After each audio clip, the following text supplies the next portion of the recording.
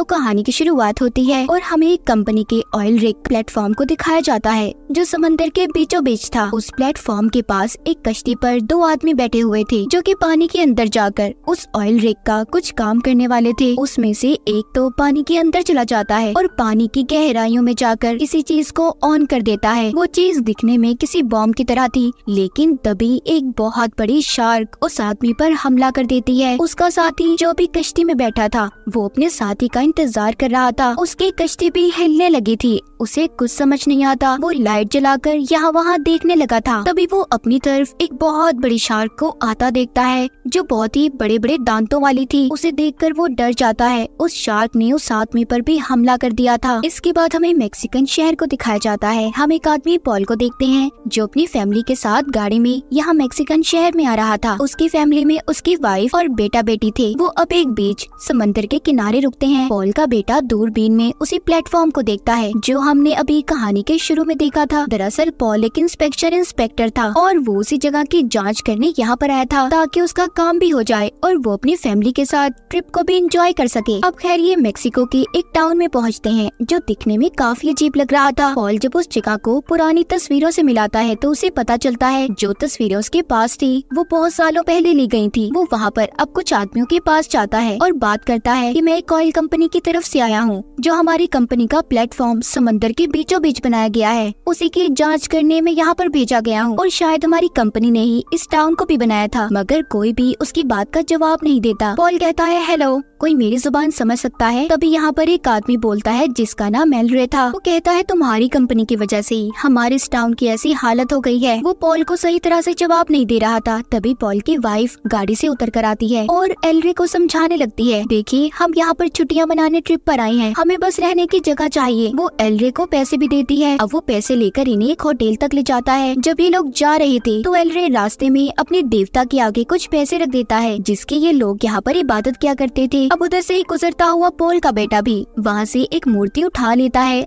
जिसकी एक आंख ढकी हुई थी और उसकी जगह पर अपनी चॉकलेट को रख देता है। एलरे ने अब इन लोगों को होटल में पहुँचा दिया था, मगर ये होटल इन्हें अच्छा नहीं लगता। लेकिन ये लोग क्या करते, इसके अलावा इनके पास कोई और जगह नहीं थी। पॉल का बेटा अपनी आंख का मास्क उतार कर एलरे को दे देता है और शुक्रिया बोलता है। एलरे जाते हुए पॉल से कहता है कि अपना ख्याल रखना और अपनी फैमिली का भी। पॉल कहता है ऐसा आखिर तुम क्यों कह रहे हो, क्या यहाँ पर कोई खतरा है? वो कहता है हाँ, ब्लैक डीमन। इतना कहकर वो चला गया था, मगर पॉल उसकी किसी बात पर ध्यान नहीं देता। पॉल को जब भी कंपनी की तरफ से कॉल आती है कि उसे अभी उसी ऑयल रिग प्लेटफॉर्म पर जाना होगा, ये बात अब अपनी वाइफ को बताता है और कहता है फिक्र नहीं करना, मैं शाम होने से पहले वापस आ जाऊंगा। तुम बच्चों का और अपना ख्याल रखना और हो सके तो कोई दूसरा होटल ढूंढने की कोशिश करो। अब वो अपना सामान लेकर समंदर के किनारे पहुंच जाता है जहां पर कंपनी की तरफ से भेजी गई कश्ती उसका इंतजार कर रही थी। वहां पर जो समंदर के किनारे एक गार्ड बैठा था उससे पॉल कहता है कि तुम रेडियो से उस प्लेटफॉर्म पर मैसेज भेजो कि मैं वहां पर आ रहा हूँ। ऐसा करने से गार्ड इनकार कर देता है। अब जो पॉल ने इसे रिकॉर्ड में रखने के लिए अपनी तस्वीर दी थी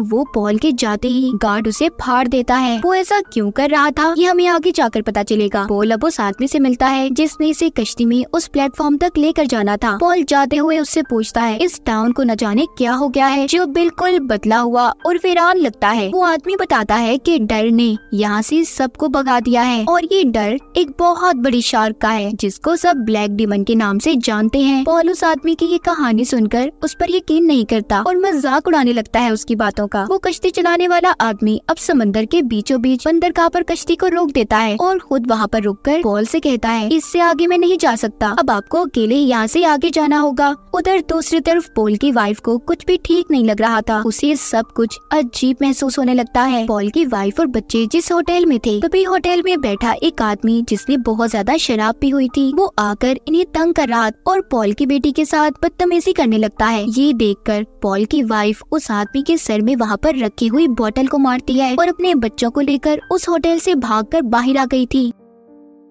जब वो सभी अपनी गाड़ी के पास पहुंचते हैं तो देखते हैं किसी ने उनकी गाड़ी के टायर को चाकू से फाड़ दिया था। अब ये जल्दी से कश्ती की तरफ भागती है और कश्ती चलाने वाले आदमी को प्लेटफॉर्म तक जाने का कहती है जिधर इसका हस्बैंड पॉल गया था। वो आदमी इन्हें वहाँ पर ले जाने से मना कर रहा था। पॉल की वाइफ उसे पैसे देती है और कहती है प्लीज हमारी मदद करो। जब वो आदमी ये देखता है कि कुछ आदमी इस फैमिली के पीछे पड़े हुए हैं तो वो इनकी मदद करने के लिए तैयार हो गया था। दूसरी तरफ पॉल को दिखाया जाता है जो खतरे से अनजान अकेला ही प्लेटफॉर्म ऑयल रिग की तरफ बढ़ रहा था। जब वो उस प्लेटफॉर्म तक पहुंच जाता है तो देखता है उसकी हालत बहुत खराब है और उसके इर्द गिर्द का पानी लाल रंग का है। उसे ये बातें बहुत अजीब लग रही थी। वो उधर आकर आवाजें लगाने लगता है कोई है यहाँ पर, मगर कोई भी उसकी बात का जवाब नहीं देता। वो अंदर एक कैबिन में जाता है तो वहाँ पर उसे एक डॉग मिला था और साथ ही 2 आदमी जिनमें से एक का नाम शैडो होता है। वो बहुत ज्यादा गुस्से में और घबराए हुए थे। उन्होंने हाथों में मारने के लिए चीजों को पकड़ा हुआ था। तभी पॉल इनको अपने बारे में बताता है कि डरो नहीं, मैं यहाँ पर इंस्पेक्शन जांच पड़ताल करने आया हूँ कि सब कुछ ठीक है या नहीं। मगर उनमें से शैडो कहता है मेरे दोस्त बहुत देर हो गई तुम्हें आने में। तभी उन्हें बाहर से एक कश्ती की आवाज आती है। जब ये दूरबीन से देखते हैं तो उसमें पॉल की फैमिली थी। पॉल का बेटा जो कश्ती में बैठा दूरबीन से सभी नजारे देख रहा था। उसको पानी में एक बहुत बड़ा काले रंग का साया दिखाई देता है जो इनकी बोट कश्ती के नीचे से गुजर गया था। तभी प्लेटफॉर्म पर जो पॉल के साथ शैडो और उसका साथी थे उन्हें खतरे का एहसास हो गया था। वो उस प्लेटफॉर्म के जंगलों पर चीजों को मारने लगते हैं ताकि वो ब्लैक डीमन शार्क कश्ती को कोई नुकसान न पहुंचाए जिसमें पॉल की फैमिली थी। मगर पॉल को इस बारे में कुछ भी समझ नहीं आती। वो उन दोनों से पूछता है क्या कर रहे हो तुम दोनों,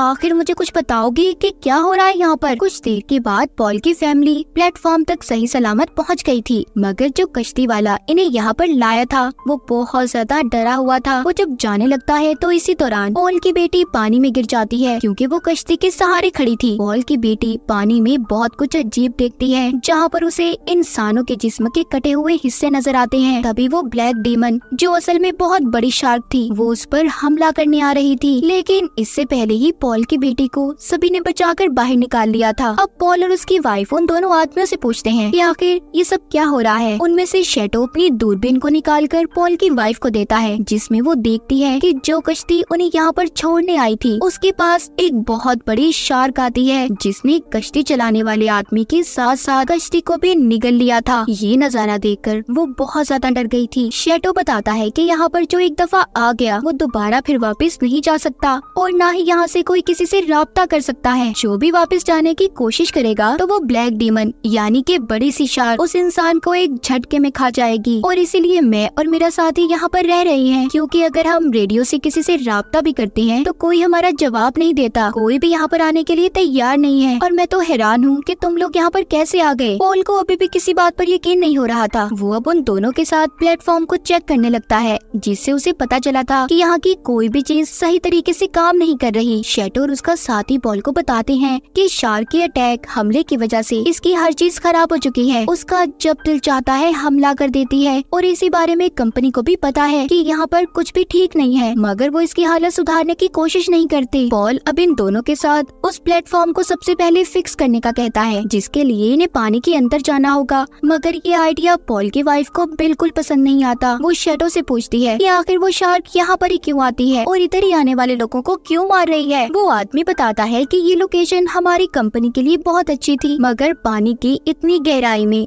ये सब कुछ करना मना था। हमने असूलों की परवाह ना करते इस प्लेटफॉर्म को खड़ा किया। हमने गॉड की बनाई हुई नेचर कुदरत को खराब करने की कोशिश की। मुझे लगता है कि ये गॉड की तरफ से हमारे लिए एक भेजी गई सजा है। पॉल उसकी बातों पर हंसने लगता है। शैडो गुस्से में कहता है मैं सच कह रहा हूँ पॉल, इंसान नेचर कुदरत की बनाई हुई चीजों को खराब करते हैं। जिसके बाद ये सभी अब पानी के अंदर जाकर प्लेटफॉर्म को फिक्स करने के लिए तैयार थे। ये लोग स्टील के कैप्सूल का इस्तेमाल करके पानी के अंदर जाने वाले थे जबकि इसी दौरान वो शार्क भी उस प्लेटफॉर्म से टकरा रही थी। शैडो का साथी उस कैप्सूल में बैठकर पानी की गहराइयों के अंदर जाकर प्लेटफॉर्म को फिक्स करने की कोशिश करता है। तभी उसकी नजर वहाँ पर लगे हुए एक बॉम्ब पर पड़ती है जिसको हमने कहानी के शुरू में देखा था। इसका मतलब वो लोग इस प्लेटफॉर्म को तबाह करने खत्म करने आए थे। उन्हें भी इस खतरे का अंदाजा हो गया था। शैडो का साथी जो पानी में था वो अपने इर्द गिर्द इंसानी लाशों के नजारे देखता है। उनके जिस्म के हिस्से उसे जिंदा नजर आ रहे थे जो सिर्फ उसकी एक हेलुसिनेशन थी और कुछ भी नहीं था। तभी उसे अपने पास आता बढ़ता हुआ खतरा भी महसूस होता है। उसे शार्क नजर आ रही थी, इसलिए दोबारा से वो कैप्सूल में बैठ जाता है, मगर शार्क उस कैप्सूल पर झपट पड़ती है। वो उसे गहराइयों में ले जाने लगी थी। पॉल ऊपर ये देखकर उस कैप्सूल को रोकने की कोशिश कर रहा था, मगर नहीं कर पाता। तभी शैडो तो किसी तरह से पानी से निकलकर बाहर आ गया था। पॉल उससे उसके साथी के बारे में पूछता है। तभी शैडो के साथी का जिस्म ने पानी के ऊपर आता दिखाई दे रहा था। पॉल जब उसको बाहर निकालने की कोशिश करता है, उसे लग रहा था कि शायद वो जिंदा होगा। पानी से निकालकर पता चलता है उसका आधा हिस्सा गायब था। उसकी टांगे शार्क खा चुकी थी। ये देखकर सबके सब लोग बुरी तरह से डर जाते हैं और रोने लगे थे। पॉल की बेटी ने भी ये सब कुछ देख लिया था, जिसे देखकर वो भी डर गई थी। पॉल अपनी वाइफ के साथ अंदर आता है। वो दोनों अपने बच्चों के आने वाले कल के बारे में बात कर रहे थे और सोचते हैं कि अब क्या करेंगे वो। तभी पॉल अपनी वाइफ पर चिल्लाता है और कहता है, तुम यहाँ पर क्यों आई? मैं तुम्हें एक महफूज जगह पर छोड़कर आया था, तुम बच्चों को लेकर इधर क्यों आ गई? पॉल की वाइफ उसकी बातें सुनकर रोने लगी थी और बताती है कि जिस जगह पर तुम हमें छोड़कर आए थे, वहाँ पर एक शराबी आदमी हमारी बेटी को तंग कर रहा था। मैं क्या करती? मुझे अपने बच्चों को बचाकर तुम्हारे पास लाना पड़ा। इतनी देर में पॉल के बच्चे भी उनके पास आ गए थे। उसका बेटा शैडो के साथी के बारे में पूछता है, जो अब मर चुका था, क्योंकि वो पॉल के बेटे का काफी अच्छा दोस्त बन गया था। उसने शार्क के दांत वाला लॉकेट भी पॉल के बेटे को दिया था, जो इस वक्त उसने पहना हुआ था। पॉल की बेटी यानी कि उसकी बहन बताती है, फिक्र नहीं करो, वो पानी के अंदर काम करने में मसरूफ है, जल्दी आ जाएगा। जिसके बाद पॉल शैडो के पास बैठा था और उसके साथी की मौत पर अफसोस करता है। कहता है, सब मेरी वजह से हुआ। तभी उसे अपनी तरफ कुछ कश्तियाँ आती दिखाई देती हैं, मगर ये सिर्फ उसकी हेलुसिनेशन थी, उसके ख्यालात थे। लेकिन वो जल्दी से फ्लेयर गन को चलाता है, जिस पर शैडो उसे मना कर रहा था। कहता है, ये क्या कर रहे हो तुम? ये सिर्फ तुम्हारे ख्याल हैं, उधर कुछ भी नहीं है। पॉल जब अंदर आता है तो उसका बेटा उससे पूछता है कि डैड, क्या हम मरने वाले हैं? और सबको एक कहानी भी सुनाता है। पॉल अपने बेटे की बातें सुनकर कहता है, ऐसा कुछ नहीं होगा, हम सब बच जाएंगे बहुत जल्दी। अब पॉल शैडो के साथ इंजन रूम में जाता है ताकि वो जनरेटर को ठीक कर सके। उधर दूसरी तरफ पॉल की वाइफ और बच्चे कुछ ढूंढ रहे थे। तभी इसी दौरान पॉल्स के बेटे को कुछ डॉल्स गुड़िया मिलती हैं। वो खुद से कुछ करने की कोशिश कर रहा था। वो सभी डॉल्स गुड़िया को कश्ती में बिठा देता है, जो उसने खुद अपने हाथों से बनाई थी, और गॉड से दुआ करता है कि प्लीज हम लोगों को माफ कर दें। और कश्ती को उसने पानी में छोड़ दिया था, हमें यहाँ से जाने दें। लेकिन उस कश्ती में से एक डॉल पानी में गिर गई थी। उधर दूसरी तरफ पॉल की वाइफ को दिखाया जाता है, जिसको कुछ पेपर्स कागजात मिले थे, जिससे उसे पता चलता है कि पॉल को पहले ही पता था कि ये प्लेटफॉर्म अब ठीक नहीं है, मगर फिर भी इसने कंपनी से ये कहा कि यहाँ पर सब कुछ ठीक है।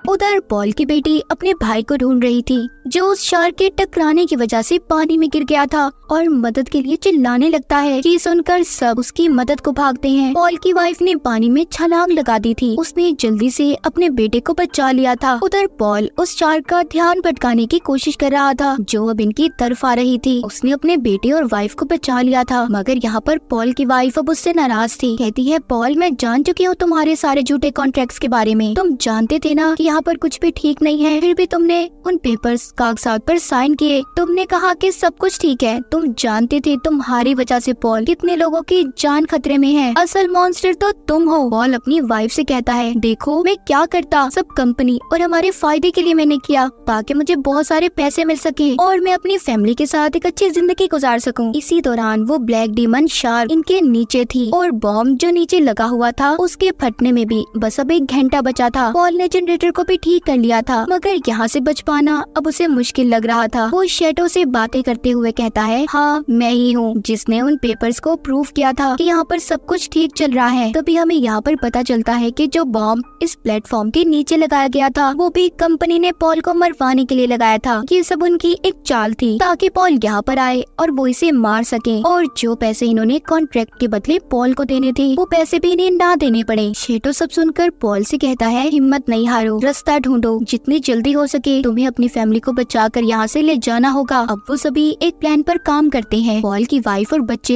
एक टूटी हुई कश्ती को ठीक करने लगे थे, जबकि शैडो रेडियो को ठीक कर रहा था। यहाँ पर पॉल को पता चलता है कि शैडो सिर्फ इनकी मदद की खातिर ये सब कुछ कर रहा था। वो उससे कहता है, मैं पानी के नीचे जाऊंगा और जो बॉम्ब इस प्लेटफॉर्म के नीचे लगा हुआ है उसको हटाकर यहाँ से दूर ले जाऊंगा, जिससे वो ब्लैक डीमन शार्क मेरे पीछे आएगी और तभी तो मेरी फैमिली को पीछे से कश्ती में बिठाकर यहाँ से ले जाना। शैटो जो अब पॉल का अच्छा दोस्त बन चुका था, वो समझ जाता है कि पॉल खुद को सेक्रीफाइस कुर्बानी देना चाहता है। वो पॉल को ऐसा करने से रोक रहा था। वो कहता है नहीं, सब मेरी वजह से हुआ है ना, तो मैं ही इसे ठीक करूंगा। अब जब बॉम्ब के फटने में 10 मिनट रह गए थे, वो पानी में जाने से पहले अपनी वाइफ से मिलता है और झूठ बोल देता है कि मैं उस बॉम्ब को लेने जा रहा हूँ ताकि वो रास्ते में हमारे काम आ सके, और अपने दोस्त शैटो को गुड बाय बोलकर पानी में कूद जाता है। अब जल्दी से शैटो पॉल की फैमिली को बचाकर कश्ती में ले जाने लगा था। उधर पॉल जो पानी के अंदर था, उसे बॉम्ब मिल चुका था। उसने उसे उतार लिया, मगर उसे अंदाजा भी हो गया था कि वो डीमन शार्क उसके पीछे आ रही है। वो शार्क उसका पीछा करने लगी थी, जिससे बचने के लिए वो अब एक जाली में छुप गया था। तभी पॉल की ऑक्सीजन खत्म होने लगती है। वो रेडियो के जरिए अपनी वाइफ से बात करता है और कहता है कि मैं अब तुम लोगों के साथ नहीं जा सकता, जिस पर उसकी वाइफ उससे कहती है कि पॉल हम अकेले क्या करेंगे। और वो शैटो से भी बात करता है, कहता है सब ठीक हो जाएगा। पॉल ने उन्हें वो पेपर्स भी दिए थे जो उसने साइन किए थे ताकि शैटो उन्हें सही लोगों तक पहुंचा सके। जिसके बाद आखिर में वो अपनी फैमिली को गुड बाय बोलता है। पॉल के बच्चे काफी दुखी थे क्योंकि उनके डैड ने अपने बच्चों और वाइफ को बचाने की खातिर अपनी जान दे दी थी। पॉल अब उस जाली से निकलकर जब बाहर आता है, तभी डीमन शार्क आकर पॉल को जिंदा निकल गई थी। वो बॉम्ब जो पॉल के पास था वो अब फट जाता है, जिससे पॉल के साथ साथ वो डीमन शार्क भी मर गई थी। इसी दौरान पॉल की फैमिली भी कुछ लोगों से राब्ता करने में कामयाब हो गई थी। एल रे वहाँ पर अपनी मोटर बोट कश्ती को लाता है और सभी को बचाकर वहाँ से ले गया था। जाते हुए ये लोग देखते हैं कि प्लेटफॉर्म पूरी तरह से तबाह होकर पानी में गिर जाता है। पॉल के सेक्रीफाइस से सब कुछ ठीक हो चुका था। उसने अपनी जान देकर अपने बच्चों, अपनी फैमिली और बहुत से लोगों की जान को बचाया था। और इसी के साथ इस फिल्म की कहानी यहीं पर खत्म हो जाती है।